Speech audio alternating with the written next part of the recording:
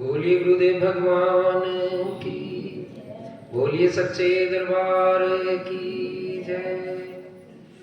गुरुजी महाराज ने जो कथा सुनाई है बिना झोले के फकीर की, उनके लिए जोरदार तालियां बजा दो। बड़ी अच्छी कथा गुरुजी ने सुनाई है, क्योंकि ये कथाएं आपके जीवन में हर समय काम आएगी।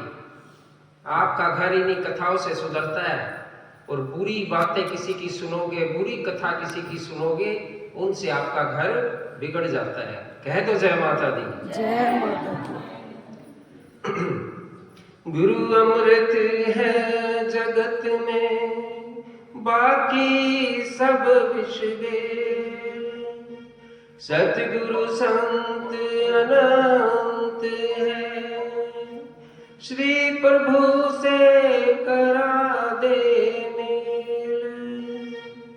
गुरुदेव भगवान ऐसे हैं जो इनका नाम सुमरने से, जो ये रास्ता बताते हैं उस पर चलने से भगवान से मेल हो जाता है, भगवान की प्राप्ति हो जाती है। कह दो जय माता दी। इसी प्रकार एक छोटी सी कथा, एक राजा ने गुरु नाम ले लिया अपने गुरुजी से। एक राजा ने गुरु नाम ले लिया, उब गया था राजपाट करके। उसने विचार किया, क्यों ना मैं इस जनता की सेवा करूं, सद्मार्ग पर चलूं, धर्म के कार्य करूं, धर्म के मार्ग पर चलूं, ताकि मैं अपना अगला जीवन भी सुधार लूं। तो ऐसी कामना करके गुरु नाम ले लिया। और जब गुरु नाम देते हैं ना गुरुजी, कोई भी गुरुजी गुरु नाम देगा तो एक नियम अवश्य देते हैं। तो अपने गुरुजी गुरु नाम देते हैं, क्या नियम देते हैं? किन किन भक्तों ने गुरु नाम ले रखा? हाथ खड़े करो, जिन जिन्होंने ले रखा है। तो गुरुजी क्या नियम देते हैं? बड़ा साधारण सा नियम देते हैं अपने गुरुजी तो, कि भाई 1 माला 2 माला करके अपना भोजन प्रसाद कर लेना, आपका नियम बना रहेगा, भगवान की प्राप्ति हो जाएगी। कह दो जय माता दी। बड़ा साधारण नियम। लेकिन वो व्यक्ति राजा था, तो राजा के हिसाब से उसने खुद ही नियम ले लिया। गुरुदेव भगवान, जो आम इंसान गुरु नाम लेता है वो अपने घर की चर्चा करता है, कहता है अपने घर के बारे में बताता है, 5 आदमी 7 आदमी उसके घर में है, उसी हिसाब से वो नियम लेता है। लेकिन मेरी तो ये जो प्रजा है ना, ये पूरा मेरा घर है, और जितनी ये प्रजा है ये सब मेरे बच्चे हैं। उसने प्रतिज्ञा कर ली कि कोई भी मेरी नगरी में भूखा नहीं रहेगा, सब खाना खा के सोएंगे, और किसी का सामान नहीं बिका तो उसको सामान को भी बिकवाने में मैं उनकी मदद करूंगा, ताकि उनके घर में खाना बन सके। कह दो जय माता दी। ऐसी प्रतिज्ञा, ऐसा नियम राजा ने गुरुजी से ले लिया, और बड़ा अच्छा नियम भी लिया। बहुत सालों तक ये नियम चलता रहा। बड़ा आनंद आया कि उसके राज्य में कोई भी भूखा नहीं था, सबको खाने का समान रूप से मिल रहा था, और किसी की दुकान पे सेल नहीं होती थी। तो अपने सैनिकों को बोल रखा था कि जाओ उसका कुछ सामान खरीद कर राजकोष में रख दो, ताकि वो भी अपने घर खाना खा लेगा। कह दो जय माता दी। तो प्यारे, एक एक नियम है ना, बना लेना अपना। सिर्फ एक ही नियम है जो इस जीवन से पार उतार देता है, कि 10 मत लेना, 10 के चक्कर में तो यहीं फंस जाओगे। तो अपने सैनिकों को बोल रखा था कि किसी भाई की कोई सेल सामान ना बिके तो तुम ले लेना, और उसको लेकर राजकोष में जमा करा देना, उसके घर भी खाना बन जाएगा। तो जब भगवान श्री नारायण हरि ने देखा कि राजा तो बताए सद्मार्ग पर चल रहा है, गुरुजी की आज्ञा का पालन कर रहा है, बहुत खुशहाल है, अपने आगे के जीवन के लिए धर्म कर्म के कार्य कर रहा है, क्यों ना इसकी परीक्षा ली जाए। अरे भाई, परीक्षा उन्हीं की ली जाती है जो पढ़ाई करते हैं, जो पढ़ते नहीं है उनके कोई पेपर थोड़ी लेता है। कोई नहीं लेता ना, कोई नहीं लेता। तो भगवान को जो प्यारे लगने लग जाते हैं, भगवान भी उन्हीं की परीक्षा लेते हैं, ताकि इसको और पका दूं। कह दो जय माता दी। तो प्यारे, भगवान ने परीक्षा लेने की सोची, उसकी नगरी में आ गया, एक गाड़ी लेके पुरानी, और बहुत सारा पुराना सामान उस गाड़ी पे रख लिया। जैसे कोई टूटा हुआ कुर्सी रख ली, कोई फर्नीचर रख लिया, टूटा फूटा गला सड़ा सामान उस गाड़ी पे रख लिया और बेचता घूम रहा था। राजा के सैनिकों ने देखा, अरे भाई ये तो बड़ा बुजुर्ग व्यक्ति है, इसका भी सामान ले लो ताकि इसका भी घर के अंदर खाना बन जाएगा। अगर राजा को पता चल गया कि इस प्रकार का व्यक्ति कोई नगरी में घूम रहा था और वो बेचारा अपना सामान बिना बेचे चला गया, तो राजा भी हमारे से नाराज हो जाएंगे। ये सोचकर उस बाबा को रोक लिया, भगवान को रोक लिया सैनिकों ने। बोले, बताओ कितने में ये सामान दोगे? चलो ऐसा करो, एक सोने की मोहर ले लो। सामान तो इतने का भी नहीं है, एक सोने की मोहर के जितने का भी नहीं है, लेकिन फिर भी आप ले लो, आपका राशन पानी बन जाएगा, खाना पीना हो जाएगा, आप ये सामान हमें दे दो। बूढ़े व्यक्ति ने कहा, भगवान ने कहा, अरे नहीं नहीं, मैं इस सामान को एक सोने की मोहर में नहीं दूंगा, इसको तो, ये तो बहुत कीमती सामान है। सैनिक बोले, 2 सोने की मोहर ले लो। कितनी? 2 में ये सामान दे दो जितना तुम्हारा ये खराब है, गला सड़ा। अगर नहीं नहीं, 2 में भी नहीं दूंगा। तो सैनिक बोले, भाई कितने में दोगे? अब 100 सोने की मोहर लूंगा। कितनी? 100। और वो सामान था नहीं एक मोहर का भी, वो भी महंगा था, लेकिन भगवान परीक्षाएं ले रहे थे। सैनिकों ने बोल दिया, नहीं नहीं, हम नहीं लेंगे, जाओ आप यहाँ से, ये तो बहुत महंगा है, ये तो एक मोहर का भी सामान नहीं है और आप इसकी 100 मोहरें मांग रहे हो। ऐसा बोलकर भेज दिया। और सुबह से शाम हो गई भगवान जी को घूमते हुए, उसका सामान 100 सोने की मोहर में कोई भी नहीं ले रहा था, क्योंकि बहुत महंगा था, बहुत ही महंगा था। जब सैनिकों ने फिर शाम को देखा, अरे भाई ये तो आज बुजुर्ग व्यक्ति भूखा ही सोएगा, चलो इससे फिर से बात कर लेते हैं। तो वो सैनिक लोग फिर से उससे बात करते हैं कि भाई अपना सामान दे दो, आपका भी बिक जाएगा, और रात होने वाली है, शाम हो गई है, आप भी बेच कर चले जाओगे, आपका भी खाना पीना बन जाएगा। कहते हैं 100 से कम नहीं दूंगा, लो या मत लो। सैनिकों ने सोचा, हम 100 में इसका सामान ले लेते हैं, राजा साहब को बता देंगे, महाराज ने भी हमें बोल रखा है कि किसी को कोई भूखा ना जाए, किसी का सामान ना बिके, उसी का भी सामान ले लेना। लेकिन ये बुजुर्ग व्यक्ति तो बड़ा अड़ियल मिल गया है, अगर महाराज को पता चलेगा कि थोड़ा सा सामान थोड़े से रुपए का था और तुमने 100 मोहरों में ले लिया, वो भी हमारी गर्दन कटवा देगा। कह दो जय माता दी। क्योंकि भगवान लगे हुए हैं ना परीक्षा में लेने पे, तो किसकी ले रहे हैं?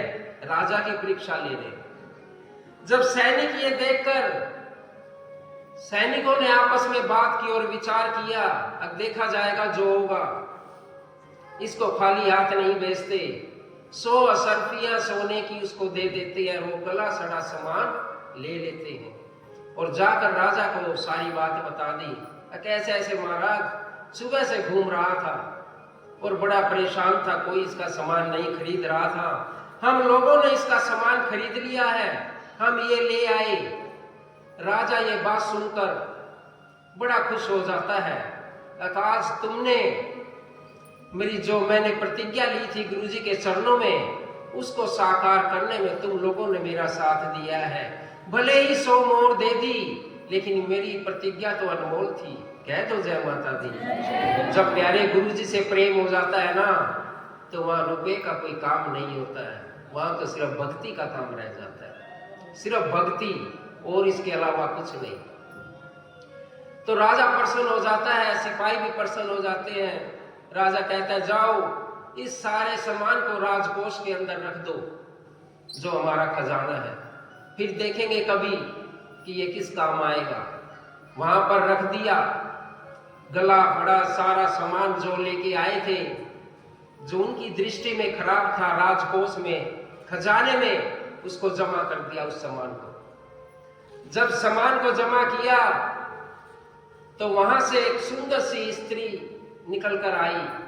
राजा ने देखा ये तो हमारे महल की नहीं है, ये स्त्री तो मैंने आज पहली बार देखी है। उससे पूछा, देवी आप कौन हो? हाथ जोड़कर कि मैं लक्ष्मी हूं, और लक्ष्मी कभी गंदगी में दरिद्रता में नहीं रहती है। तुमने तो राजधन में ये सारा गला सड़ा सामान भर दिया है। कह दो जय माता दी। कहते हैं ना प्यारे आज भी कि आप अपने घर में खराब की वस्तुएं रखेंगे ना तो लक्ष्मी चली जाएगी, गंदगी रखोगे लक्ष्मी चली जाएगी, अन्य प्रकार के और सामान रखोगे चली जाएगी। लेकिन भक्ति के सामने लक्ष्मी कभी नहीं जाती है। ये सामान बदलने से कुछ नहीं होता प्यारे। तो जब वो सुंदर सी औरत आई तो उसने अपना परिचय दिया कि मैं लक्ष्मी हूं राजन, और ऐसे गले सड़े सामान के साथ खजाने में मैं नहीं रह सकती हूं। और वो जाने लगी। राजा ने हाथ जोड़ लिए, लक्ष्मी माता ये आपका ही घर है, मैं आपको जाने से रोक नहीं सकता। अगर आपका मन करे दोबारा फिर यहाँ पर आप आ जाना। रोका नहीं राजा ने। तो उसके बाद एक राजकुमार चला आता है खजाने से निकलकर। आप कौन है राजकुमार? कि मैं यश हूं, जहां लक्ष्मी रहती है मैं वहीं रहता हूं। तो वो भी चला गया। राजकुमार ने उसको भी नहीं रोका राजा ने। इस प्रकार से जितने भी वैभव थे, शुभ लाभ जितनी भी लक्ष्मी के साथ आते हैं, वो सब एक एक करके चले गए और राजा ने किसी को नहीं रोका। अंत में एक छोटी सी कन्या आती है, बहुत छोटी, बड़ा सुंदर रूप, मोहिनी रूप देखकर राजा प्रसन्न हो जाता है, क्योंकि गुरुजी ने राजा को ज्ञान दे रखा था कि कहां पर खड़ा होना है।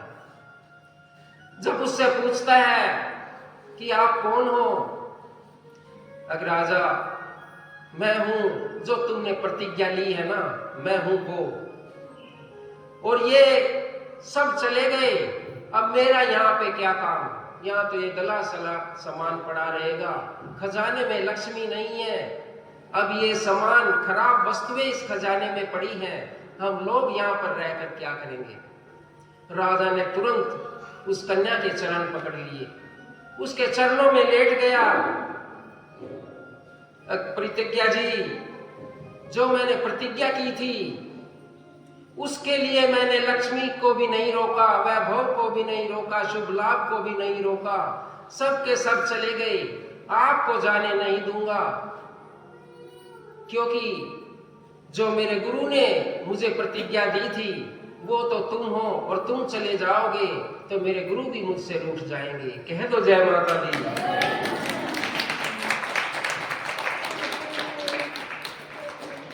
गुरु की बातों को अमान्यता ले लेते हैं, क्योंकि तुम उनसे आसानी से मिल जाते हो, एक बात करने आते हो, घर की 100 बातें करके चले जाते हो।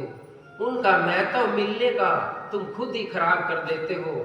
भक्ति की कभी बात नहीं करते हो, क्योंकि मैं भी गुरु जी के साथ बैठता हूँ, बहुत कम ऐसा कोई भगत देखा कि भक्ति कैसे करनी है, भगवान से कैसे मिलना है, या गुरु नाम लेने के क्या नियम है। मेरे हिसाब से तो किसी भगत ने नहीं पूछा, मेरे सामने तो पूछा नहीं। कह दो जय माता दी। तो प्यारे, जो उनकी नियम था, जो उन्होंने प्रतिज्ञा ली थी, उसके चरण पकड़ लिए और कहा, आप मत जाना मुझे छोड़कर, चाहे सब चले जाएं, क्योंकि मेरे गुरु का वचन है ये।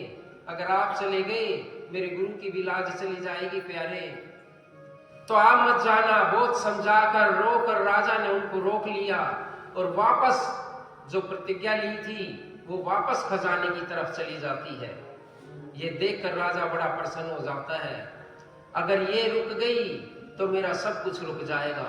और थोड़ी देर बाद जितने भी गए थे एक एक करके सब लौट आते हैं, और अंत में लक्ष्मी माता आती है। लक्ष्मी माता राजा से मिलती है, माता आपका बहुत स्वागत है, आप आए हो। उन्होंने मैं क्या कर सकती हूँ, जब सब लोग यहाँ पर हैं, मैं अकेले कभी नहीं जा सकती।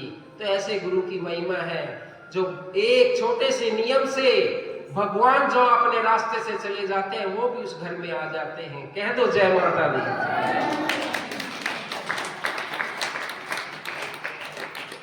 और हम आपस में लगे रहते हैं, अपने द्वेष में लगे रहते हैं, अपने आप को बड़ा दिखाने में लगे रहते हैं। अरे भाई प्यारे, कभी छोटा भी बन के देख लो। ये छोटे बच्चे हैं ना, जो ये आनंद ले रहे हैं ना, ये आनंद आप भी ले सकते हो छोटा बन के। लेकिन छोटा तो कोई बनना नहीं चाहता, सब बड़े बड़े बनने चाहते हैं। गुरुजी महाराज कहते हैं जो व्यक्ति नरक में जाते हैं उनके लक्षण पहले ही दिखाई देने लग जाते हैं, पहले ही उनके अंदर वो लक्षण आ जाते हैं जिससे वो नरक का सफर करते हैं। कहते हैं उनके अंदर बहुत भयंकर गुस्सा होता है, बहुत ज्यादा गुस्सा, क्योंकि गुस्से के अंदर क्या होगा, सारी गलतियां होंगी, लोगों के दिल दुखेंगे और ना जाने पता नहीं किस प्रकार के कार्य करेंगे। वो नरक का द्वार अपने लिए खोल ही लेते हैं। और कड़वी वाणी, जैसे भी गुरुजी ने बताया था, कड़वी वाणी, ये वाणी का बड़ा रोल है प्यारे अपने जीवन में। यही वाणी है जो लड़ाई करवा देती है, यही वाणी है जो दोस्ती करा देती है। कबीर जी साहब ने भी कहा है, ऐसी वाणी बोलिए मन का पाखोई, औरन को शीतल करे आप शीतल हो। इसका भी प्रभाव जब हमारे ऊपर पड़ता है, जब हमने गुरु नाम को धारण कर रखा है, सद्मार्ग को धारण कर रखा है। नहीं तो ये नरक के द्वार है कड़वी वाणी भी। एक है संतोष, मतलब जो संतोषी व्यक्ति होते हैं, जो थोड़े में भी ये कह देते हैं हमें बहुत कुछ मिल गया, बड़ा आनंद आ गया, प्रभु ने बड़ा कुछ दे दिया, वो बहुत अच्छे हैं। लेकिन किसी को सब कुछ मिल जाता है फिर भी संतोष नहीं होता, फिर भी ये लगा रहता है मेरे भाई का बंटवारा हुआ था, मेरे भाई ने ज्यादा ले लिया, मुझे मेरी माँ ने कम दिया। जिंदगी बीत जाती है, ये क्वेश्चन उसका कभी खत्म नहीं होता है। तो इसी उसमें लगा रहता है। एक भाई की शादी हो जाती है, दहेज में उसको मोटरसाइकिल मिलती है, और उसी गली में एक भाई की शादी होती है, उसको कार मिल जाती है दहेज में। क्या मिल जाती है? कार। जब उस मोटरसाइकिल वाला बोलता है तू क्या दहेज लाई, देख वो गली में वो कार लेके आया, वो कभी संतुष्ट नहीं होता। इस दहेज की बलि पता नहीं कितनी बहन बेटियां बन गई है, सिर्फ इसी के कारण से, संतोष और असंतोष ना होने की वजह से। कितना सारा आज समाज में ये बुराइयां जो फैल रही है, सिर्फ इसी एक की वजह से। कह दो जय माता दी। अपने परिवार वालों से बैर रखना, अपने माँ से, बाप से, भाई से, बहन से अलग हो जाते हैं कुछ व्यक्ति और उनसे बैर रखते हैं, वो भी सीधा नरक का द्वार खोल लेते हैं अपने लिए। अरे भाई, अगर वो तुमसे बैर रखता है, तुम्हारा फर्ज ये नहीं है कि तुम भी उससे बैर रखो। या तो गुरु नाम लो मत, अगर लो तो उसके रास्ते पर चलो जो गुरुजी महाराज ने आपको दिया है। आपका काम नहीं है किसी से बैर रखना, किसी से दुश्मनी रखना, किसी को कोसना। ये मत सोचो कि ये आगे निकल गया, मैं भी इससे आगे निकल जाऊं। लेकिन बस अपने एक दूसरे के द्वेष में अपने आप को हम पीछे कर लेते हैं। ये सब गुण दिखाने के होते हैं। कोई दिखाता है, बस दिखाता ही रहेगा कि मैं सुबह 4 बजे उठता हूँ, घूमने चला जाता हूँ, 6 बजे नाश्ता करता हूँ, चाय पीता हूँ, 9 बजे ऑफिस चला जाता हूँ। सारे गुण अपने गिनवा देगा, लेकिन एक भी अवगुण नहीं गिनवाएगा। कभी गिनवाया किसी ने आप लोगों में से? कोई नहीं गिनवाएगा अपना एक भी अवगुण। और कहते हैं गुरुजी महाराज, जो अपने अवगुण दूसरों को बताते हैं वो संत प्रवृत्ति के होते हैं, और जो अपने गुण दूसरों को बताते हैं वो राक्षस प्रवृत्ति के होते हैं। कह दो जय माता दी। क्योंकि प्यारे, गुण अपने अवगुण वो बताएगा जिसको वे अवगुण छोड़ने हैं। जो नहीं छोड़ना चाहता वो अपने अवगुण के बारे में कभी बात नहीं करेगा किसी से, अंदर ही अंदर उन अवगुणों में खुश होता रहेगा। कह दो जय माता दी। तो प्यारे, ये सभी लक्षण देखकर कहते हैं कि जो ये गुरु सत्संग है ना, जिसको आप सुन रहे हो, गुरुवाणी को आप सुन रहे हो, इस गुरु अमृत को आप पी रहे हो, अपने जीवन में उतार रहे हो, ये सारे लक्षण, ये सारी गलतियां इस सत्संग में आने से माफ हो जाती है। इस सत्संग में आने से माफ हो जाती है, एक नया संचार हो जाता है जीवन में। नारद जी कहते हैं भगवान से, श्री नारायण हरि से, किस प्रकार तो भगवान कोई भी गलती करेगा और इस सत्संग को सुन लेगा, वो गलती की माफी मिल जाएगी, उसका तो स्वर्गलोक में स्थान मिल जाएगा। नारायण भगवान कहते हैं बिल्कुल मिल जाएगा, अगर दिल से जो गुरु सत्संग की और गुरु वाणी के ऊपर अमल करता है। नारायण जी विष्णु जी को, उनको नारद जी को उदाहरण के तौर पर समझाते हैं। कहते हैं एक भगत था, वो दिन रात लूटता था, चोर था, आदमियों को लूटता था, चोरी करता था, खजाना लूटता था, खजाना, और अपने घर को चलाता था। एक दिन बहुत सारा खजाना उसने लूट लिया और उसको खोल खोल कर देख रहा था किसके अंदर क्या है। ये नारायण भगवान जी कथा सुना रहे हैं किसको? नारद जी को, जो प्रश्न कर रहे हैं कि गुरु सत्संग सुनने से स्वर्गलोक की प्राप्ति हो जाती है, नरकलोक से छुटकारा मिल जाता है। तो वो सारा सामान, जितनी भी पोथी पत्रे, धन, जितना भी लूट कर लाया, सब खोल खोल कर देख रहा था। ये देखने से बड़ा धन उसको मिल गया, बड़ा प्रसन्न हो गया। लेकिन एक लाल कपड़े के अंदर, एक लाल वस्त्र सलीम का बड़ा प्यारा, उसके अंदर एक ग्रंथ उसको मिल जाता है, देवी भागवत का ग्रंथ उसको मिल जाता है। जब उसने वो खोला तो वो जो धन दौलत पड़ी थी, जो लूट का माल पड़ा था, उसकी तरफ से उसका ध्यान हट जाता है और उस ग्रंथ को खोल कर देखता है। जब उसने खोल के देखा, उसको लगा ये बड़ी अच्छी चीज है, उसको अपने मस्तक से लगाता है और उसमें इंटरेस्ट हो जाता है। उसको रोज एक अध्याय पढ़ने लग जाता है, रोज एक अध्याय देवी भागवत का पढ़ने लग जाता है। एक दिन ऐसा समय आता है, 2 महीने में, 3 महीने में पढ़ते पढ़ते उस गुरु ग्रंथ को, उस देवी भागवत ग्रंथ को, कि पहले वो लूटपाट करता था, चोरी जकारी करता था, उन लोगों के साथ रहता था। लेकिन अब जो वो चोर थे ना, जो हेरा फेरी करते थे, चोरी करते थे, जो ज्यादा चतुर थे, वो उसको खराब लगने लगे, और जो भोले व्यक्ति थे ना, वो उसको अच्छे लगने लगे। यही गुरु महिमा है। कह दो जय माता दी।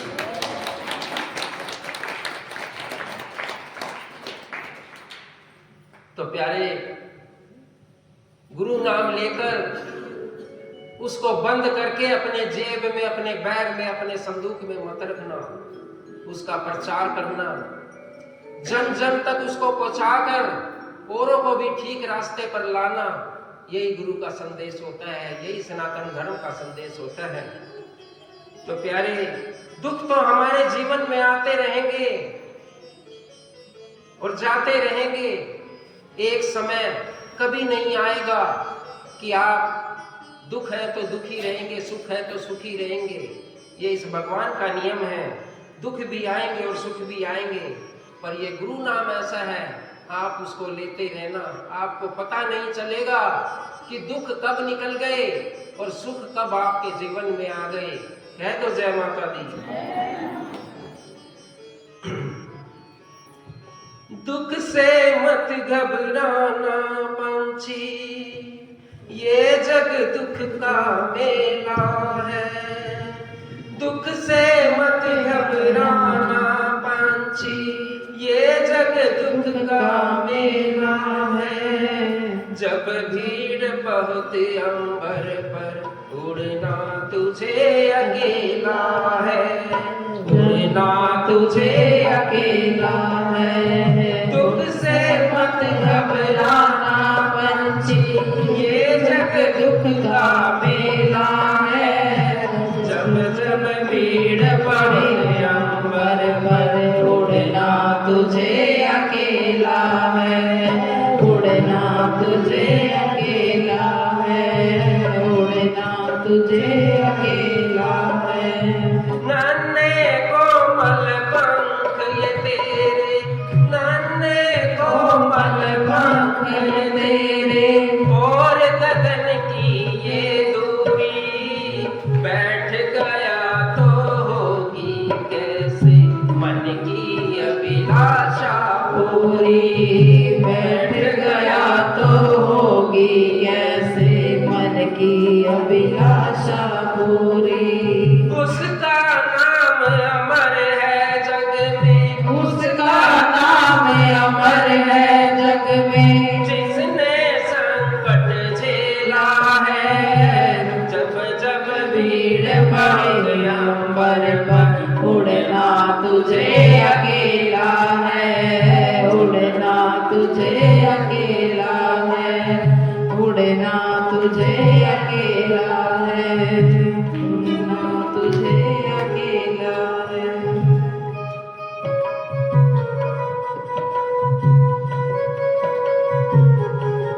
तालियां, मीठी मीठी तालियों के साथ। ये भजन नहीं है, शब्द है, हर इंसान के ऊपर फिट है, बस अपने आप में लगाने की देर है प्यारे, ये भजन बन जाएगा। दुख से मत घबराना पंछी, ये जग दुख का मेला है। दुख से मत घबराना पंछी, ये जग दुख का मेला है। जब जब भीड़ बहुत अंबर पर, उड़ना तुझे अकेला है, उड़ना तुझे अकेला है, उड़ना तुझे अकेला है। चतुर शिकारी ने रखा है, चतुर शिकारी ने रखा है, जाल बिछा के पग पग पर, बिछा के पग पग पर। बस मत जाना भूल से पगले, पछताएगा जीवन भर। पछताएगा जीवन भर, पछताएगा जीवन भर। लोभ में गाने के मत पड़ना, लोभ में गाने के मत पड़ना, बड़े समझ का खेला है। जब जब भीड़ बढ़े अंबर पर, उड़ना तुझे अकेला है, उड़ना तुझे अकेला है। दुख से मत घबराना पंछी, दुख से मत घबराना पंछी, ये जग दुख का मेला है। जब जब भीड़ पड़े अंबर पर, उड़ना तुझे अकेला है, उड़ना तुझे अकेला है, उड़ना तुझे अकेला है। जब तक सूरज आसमान पर, जब तक सूरज आसमान पर, चढ़ता चल तू चढ़ता चल। जब तक सूरज आसमान पर चलता चल तो चलता चल। गिर जाएगा अंधकार जब, बड़ा कठिन होगा पल पल पल। बड़ा कठिन होगा पल पल, बड़ा कठिन होगा पल पल। किसे पता कि उड़ जाने की, किसे पता कि उड़ जाने की आजादी कब बेला है। जब जब भीड़ पड़े अंबर पर, उड़ना तुझे अकेला है, जगना तुझे अकेला है। दुख से मत घबराना पंछी, दुख से मत घबराना पंछी, ये जग दुख का मेला है। जब जब भीड़ पड़े अंबर पर, उड़ना तुझे अकेला है, उड़ना तुझे अकेला है, उड़ना तुझे अकेला है। दुख से मत घबराना पंछी, दुख पंछी ये जग दुख का मेला है। जब जब भीड़ पड़े अंबर पर उड़ना तुझे अकेला है, उड़ना तुझे अकेला है। तुमसे मत घबराना पंछी, तुमसे मत घबराना पंछी, ये जग दुख का मेला है। जब जब भीड़ पड़े अंबर पर उड़ना तुझे